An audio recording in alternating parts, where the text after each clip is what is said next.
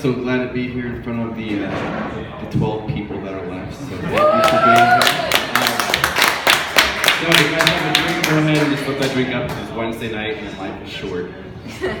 My name is Christian, as you may have guessed. I was raised in a slightly religious family. Was anyone raised religiously? Go to Mass on Sunday, temple? Yeah. Was your mother a nun?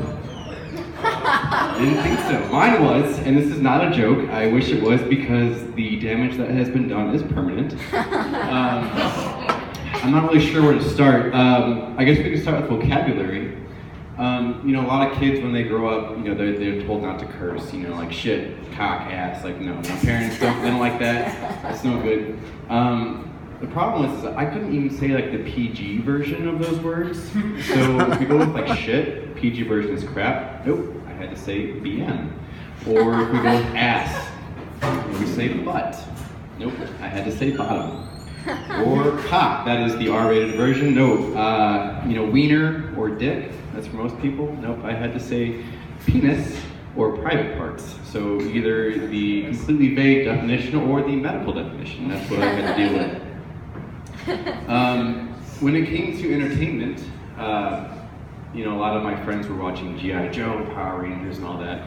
I watched Sesame Street until I was 10 years old, and again, this is also not a joke. Sometimes I would turn around and look at my mom, and she would frown because Maria was talking with Elmo, and Maria's shirt was just a little bit too tight.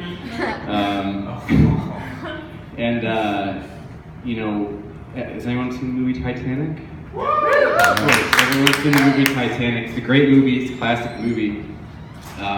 It's rated PG-13. This was a great time in our country when everyone consensually agreed that 13 was the right age for them to watch that movie.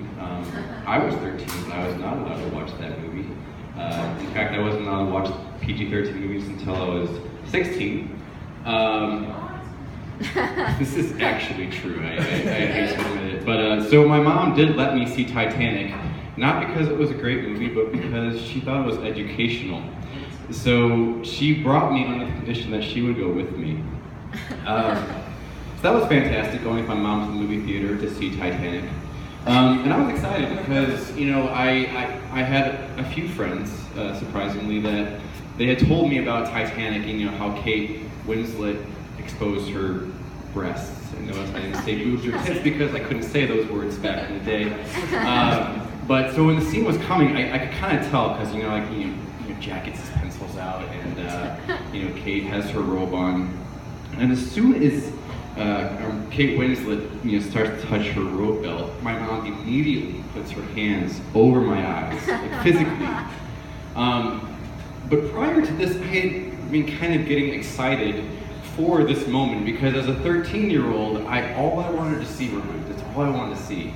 But emotionally and physically, I was excited. So in the theater, my mother had her hands over my eyes while I was sporting a raging 13-year-old boner.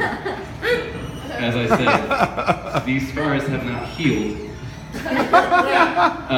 And then there was even the car sex scene in Titanic where nothing actually happened. If you saw the movie, there was just steamed up windows, and then there was like a handprint, and then it kind of dragged down. Super hot, I guess, but you didn't see anything. But she wouldn't let me watch it, not because there wasn't anything to see, but because they weren't married, and that was a sin. That was adultery. So, speaking of sex. That was a fun talk with my mom. She brought me to the playground to play basketball, which was super weird because she hated basketball and she was terrible at it. What I think she did was she'd watch some training video from the 1980s, the kind in high school that you watched because your school was too cheap to afford things from the current decade. So she brought me to the park, played basketball, and then she sat me down and she held my hand. Gross. And she's like, "Son, do you know how babies are made?" And I said, "Yeah, it comes from the mother." I was pretty sheltered, but Sesame Street had taught me a thing or two. And she says, "Yes, so I'm going to tell you the process." And I said, "Great."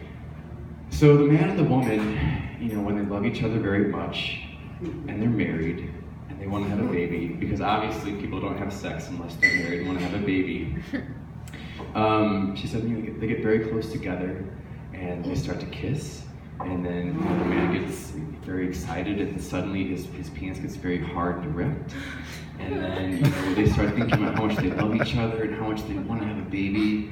And then at the moment of excitement, the man, he ejaculates, and then out comes sperm, which is microscopic little tadpoles that swim.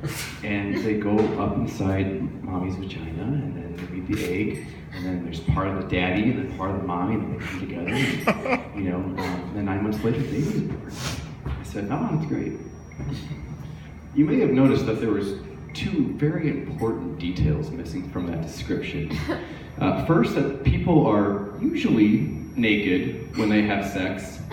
And second, and more importantly, the penis actually goes inside the vagina. So, in my 10-year-old brain, and this is true, I hate to admit it, but I thought that sex happened because a man would stand in front of his wife, fully clothed, start to kiss, and then at that moment when everything was just so magical, the gentleman would ejaculate. And at this point, you're probably wondering, well, how did the sperm get through the clothes? You'll recall my mother did mention that sperm are microscopic, so I thought that they would swim through the threads of the underpants and the denim, and then the woman, she has her job to play too, so it was some kind of like splooge tractor beam that would kind of like bring it in, defying the laws of physics, but after all, that is the miracle of life. So anyway, thank you guys very much.